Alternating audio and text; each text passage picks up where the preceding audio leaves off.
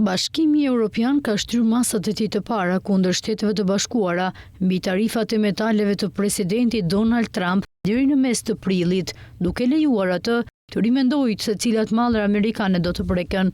Komisioni Evropian kishte propozuar rivendosjen e tarifave të vitit 2018 për 4.5 miliardë euro të produktave amerikane me 1 prill, e ndjekur nga goditja 18 miliardë eurove të tjera të mallrave amerikan me 13 prill. Tani po shqyrtojmë të parafrojmë kohën e dy grupeve të kundërmasave të BE-s në mënyrë që mund të konsultohemi me vendet anëtare, dhe kjo do të na jepte gjithashtu kohë shtesë për negociata me partnerët tanë amerikan në përpjekje për të gjetur një zgjidhje.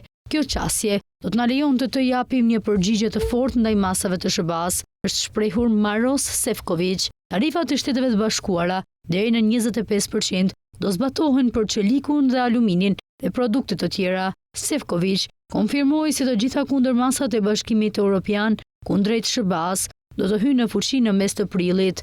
Më 12 mars, Shtetet e Bashkuara vendosin tarifa 25% mbi eksportet e çelikut dhe aluminit nga Evropa. Kjo është afërsisht 5% e totalit të eksporteve të Bashkimit Evropian.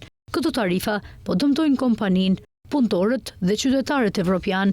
Rruga përpara duhet të jetë që Evropa dhe Shtetet e Bashkuara të bashkëpunojnë së bashku. Ne nuk po hezitojmë të marrim masa për këtë drejtim, tha Šefčovič.